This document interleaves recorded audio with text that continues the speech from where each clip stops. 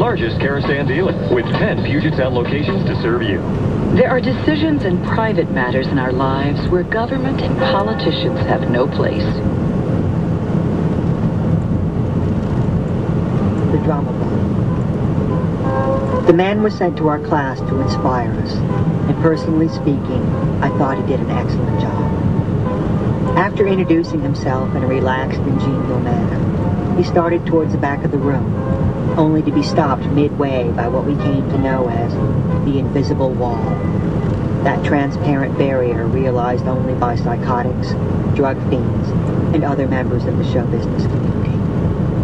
You know you're living in a small town when you can reach the 9th grade without ever having seen a mime. As far as I was concerned, this man was a prophet, a genius, a pioneer in the field of entertainment, and here he was in Raleigh, North Carolina.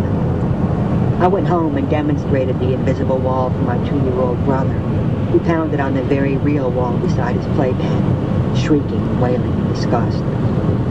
When my mother asked what I'd done to provoke him, I threw up my hands in mock innocence before lowering them to retrieve the imaginary baby that lay fussing at my feet. I patted the back of my little ghost to induce gas, and was investigating its soiled diaper when I noticed my mother's face assume an expression she reserved for unspeakable horror. I had seen this look only twice before. Once when she was caught in the path of a charging, rabid pig, and then again when I told her I wanted a peach-colored velveteen blazer with matching slacks. "I don't know who put you up to this," she said, "but I'll kill you myself before I watch you grow up to be a clown." Fearful of her retribution, I did as I was told, ending my career in mime with a whimper rather than a silent bang I had hoped for. The visiting actor returned to our classroom a few months later. This afternoon's task was to introduce us to the works of William Shakespeare, and once again I was completely captivated by his charm and skill. It seemed a shame that people no longer spoke this way, and I undertook a campaign to reintroduce Elizabethan English to the citizens of Raleigh, North Carolina. "Perchance, fair lady, thou dost think me unduly vexed by the sorrowful state of thine quarters," I said to my mother as I ran the vacuum cleaner over the living room carpet she was inherently too lazy to bother with. "These foul specks, the evidence of life itself, have sullied not only thine shag-tempered mat, but also thine character. Be ye mad, woman. Were it a punishable crime to neglect thine dwellings, you, my feeble-spirited mistress, would hang from the tallest tree in penance for your shameful ways. Be there not garments to launder and iron free of turbulence? See ye not the porcelain plates and hearty mugs waiting to be washed clean of evidence? Get thee to thine work, damnable lady, and quickly, before the products of thine very loins raise their collected fists in a spirit born both of rage and indignation, forcibly coaxing the last breath from the foul chamber of thine vain and upright throat." My mother reacted as if I had whipped her with a short length of yarn. The intent was there, but the weapon was strange and inadequate. I could tell by the state of my room that she spent the next day searching my dresser for drugs. I took to brooding, refusing to let up until I received a copy of Shakespeare's collected plays. Once they were acquired, I discovered them dense and difficult to follow. Reading the words made me feel dull and stupid, but speaking them made me feel powerful. I found it best to simply carry the book from room to room, occasionally skimming for fun words I might toss into my ever-fragrant vocabulary. The dinner hour became either unbearable or excruciating, depending upon my mood. "Methinks, kind sir, most gentle lady, fellow siblings all, that this barnyard fowl be most tasty and succulent, having simmered in its own sweet juices for such a time as it might take the sun to pass, rosy and full-fingered across a plum-colored sky for the course of a twilight hour. 'Tis crisp yet juicy, this plump bird, satisfied in the company of such finely roasted neighbors. Hear me out, fine relations, and heed my words, for methinks it adventurous, and fanciful too, to saddle mine fork with both fowl and carrot at the exact same time, the twin juices blending together in a delicate harmony which doth cajole and enliven mine tongue in a spirit of unbridled merriment. What What say ye, fine father, sisters, and infant brother too, that we raise our flagons high in celebration of this hearty feast, prepared lovingly and with utmost grace by this dutiful woman we have the good fortune to address as wife, wench, or mother. I was at the orthodontist's office, placing a pox upon the practice of dentistry, when the visiting actor returned to our classroom. You missed it. My friend Lois said. The man was so indescribably powerful that I was practically crying at how brilliant he was. She positioned her hands as though she was supporting a tray. I don't know what more I can say. The words, they just don't exist. My mother'd done some asking around and concluded I'd been bitten by what her sister referred to as the drama bug. My mother was convinced that this was a phase, just like all the others.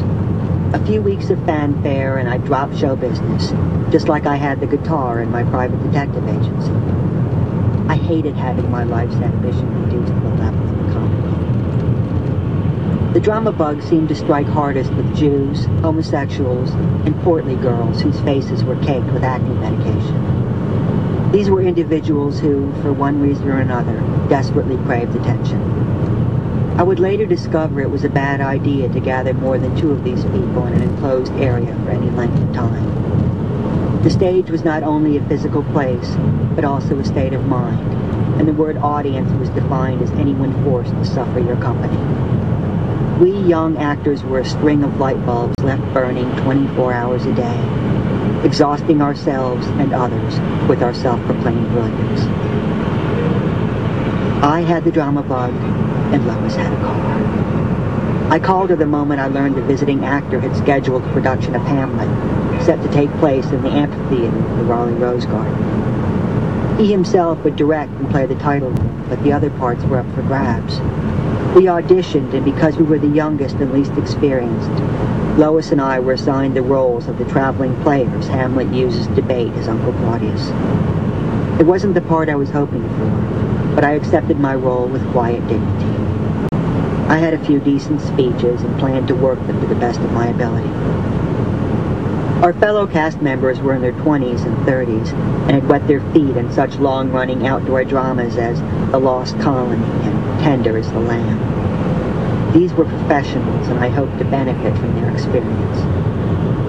I worshipped these people. Lois slept with them. By the second week of rehearsal, she had abandoned Fortinbras in favor of Laertes, who, she claimed, had a real way with the sword.